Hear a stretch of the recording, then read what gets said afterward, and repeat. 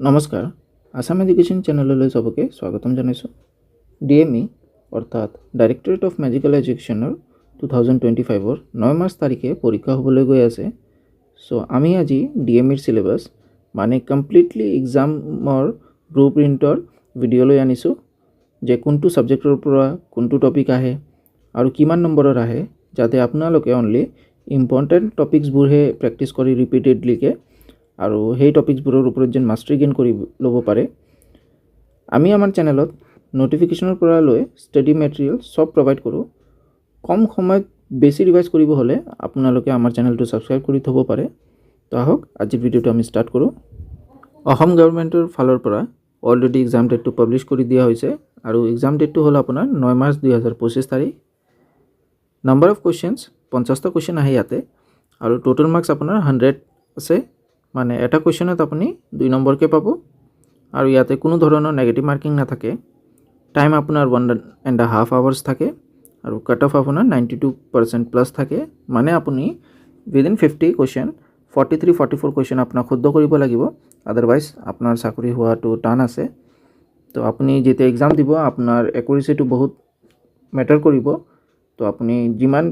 Practice কৰিব সিমান আপোনাৰ একুৰেচিটো ভাল হৈ গৈ থাকিব সেইকাৰণে আমি আজি টপিকছবোৰ লৈ আনিছোঁ যে কোনটো টপিকৰ পৰা কিমানটা কুৱেশ্যন আহে যাতে আপোনালোকে সেই টপিকছবোৰৰ ওপৰত মাষ্টাৰি কৰিব পাৰে আৰু একুৰেচিটো আপোনালোকে ভাল কৰিব পাৰে তো আমি আহক চাওঁ ইংলিছ সাবজেক্টৰ পৰা 10 নম্বৰৰ আহে আৰু যদি আমি টপিকছবোৰ চাওঁ সিনোনিমৰ পৰা এটা কুৱেশ্যন আহে 1 নম্বৰৰ এণ্টোনিমৰ পৰা এটা কুৱেশ্যন আহে প্ৰভাৱৰ পৰা এটা কুৱেশ্যন আহে প্ৰনাউনৰ পৰা এটা কুৱেশ্যন আহে প্ৰিপজিচনৰ পৰা এটা কুৱেশ্যন আহে সুপাৰলেটিভ ফৰ্মৰ পৰা এটা কুৱেশ্যন আহে কালেক্টিভ নাউনৰ পৰা এটা কুৱেশ্যন আহে ওৱান ৱৰ্ড সাবষ্টিটিউচনৰ পৰা এটা কুৱেশ্যন আহে সেন্টেন্স কমপ্লিশনৰ পৰা এটা কুৱেশ্যন আহে আৰু জেন্ডাৰৰ পৰা এটা কুৱেশ্যন আহিছিলে আমি ইয়াতে চাব পাৰিছোঁ যে 10টা টপিক আছে আৰু 10টা টপিকৰ পৰা এটা কুৱেশ্যন ইহঁতে লৈছিলে আৰু 10 নম্বৰৰ ইংলিছৰ আহিছিলে কুৱেশ্যনছ সিনোনিম আৰু এণ্টোনিমৰ পৰা এটা কুৱেশ্যন দিছিলে হ'ব পাৰে যে এবাৰ দুটাই সিনোনিম দি দিব পাৰে বা দুটাই এণ্টোনিম দি দিব পাৰে আমি আমাৰ চেনেলত প্ৰতিটো টপিকৰ ওপৰত এটাকে ম্যাৰাথন ভিডিঅ' লৈ আনিম যেনেকৈ আমি প্ৰভাৱৰ যদি ভিডিঅ' আনো তো কমপ্লিট প্ৰভাৱৰ আমি ভিডিঅ' লৈ আনিম মোষ্ট ইম্পৰ্টেণ্ট প্ৰভাৱ যোনটো প্ৰিভিয়াছলি অসম গভৰ্ণমেণ্ট এক্সামত সোধা হৈছে সব আমি লৈ আনিম আৰু আপোনালোকে সেইটো চাব 5-6 মিনিটছৰ ভিডিঅ' থাকিব আৰু তাতে আমি ঢেৰ প্ৰভাৱছৰ কুৱেশ্যনছ আমি তাতে কৰাম আপোনালোকে সেইটো যিমান পাৰে ৰিভাইজ কৰি ল'ব আপোনালোকৰ কাৰণে সেইটো এক্সামত বহুত হেল্প কৰিব সেম আমি সিনোনিম এণ্টোনিম প্ৰনাউন সবৰ ওপৰত আমি ভিডিঅ' লৈ আনিম আমি নেক্সট চাওঁ মেথছ 10 নম্বৰৰ আহিছিলে আৰু টপিকছবোৰ আছিলে সিম্পলিফিকেশ্যনৰ পৰা 1 নম্বৰৰ আহিছিলে ৰেচনেল নম্বৰৰ পৰা এটা কুৱেশ্যন আহিছিলে জিঅ'মেট্ৰিৰ পৰা অনলি দুটা কুৱেশ্যন আহিছিলে ratio' and proportion profit and loss percentage square linear equation time and work সবৰ পৰা এটাকে কুৱেশ্যন আহিছিলে তো আপোনালোকে জিঅ'মেট্ৰিটো অলপ ভালকৈ চাই ল'ব আমি ভিডিঅ' দি দিম ম্যাৰাথন ভিডিঅ' সবৰ কাৰণে এটা টপিকৰ পৰা এটা থাকিব যে বেচিক্স আমি দেখাম যে কেনেকৈ পাৰ্চেণ্টেজ কুৱেশ্যনবিলাক আপোনালোকে উইথ ট্ৰিক্স সলভ কৰিব পাৰে ইয়া সিম্পলিফিকেশ্যন এইবিলাকৰ ওপৰত আমি ভিডিঅ' লৈ আনিম জেনেৰেল নলেজৰ পৰা 20 নম্বৰৰ আহিছিলে আৰু যদি স্পেচিফিকলি আমি চাওঁ ইণ্ডিয়ান ষ্টেটিক জিকেৰ পৰা 16টা কুৱেশ্যন আহিছিলে 16 নম্বৰৰ আৰু ইণ্ডিয়ান পলিটিৰ পৰা দুটা কুৱেশ্যন আহিছিলে অসম হিষ্ট্ৰীৰ পৰা দুটা আহিছিলে আমি বহুত এক্সামত চাওঁ যে অসম গভৰ্ণমেণ্টৰ এক্সাম হ'লে অসম হিষ্ট্ৰীৰ কুৱেশ্যন ভৰি দিয়ে সিহঁতে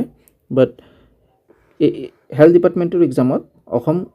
হিষ্ট্ৰীৰ পৰা কুৱেশ্যনছ আমি দেখা নাপাওঁ তো আপোনালোকে অসম হিষ্ট্ৰীক বেছি ইম্পৰ্টেঞ্চ নিদিব আৰু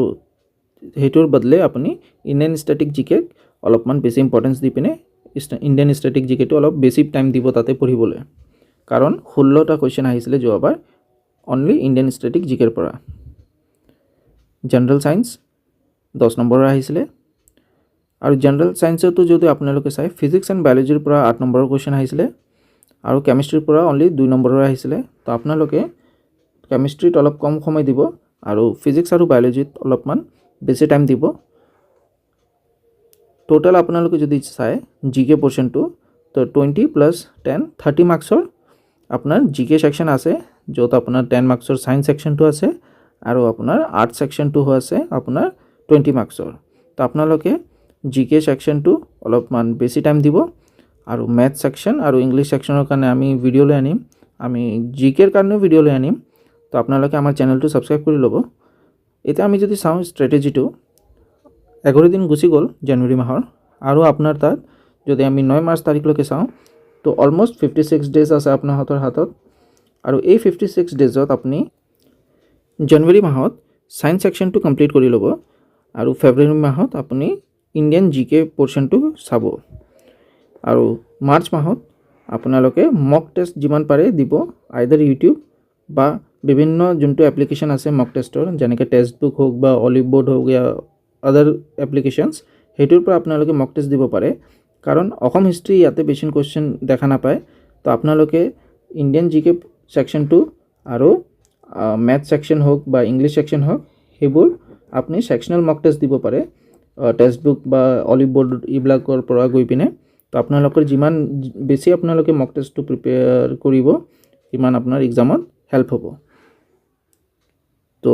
আজিৰ ভিডিঅ'টো আমি ইমানতে শেষ কৰোঁ। ধন্যবাদ। আমাৰ ভিডিঅ'টো যদি আপোনালোকক চাই পিনে ভাল লাগে দেন চেনেলটো ছাবস্ক্ৰাইব কৰি থ'ব। আজিৰ ভিডিঅ'টো ইমানতে শেষ কৰোঁ। ধন্যবাদ।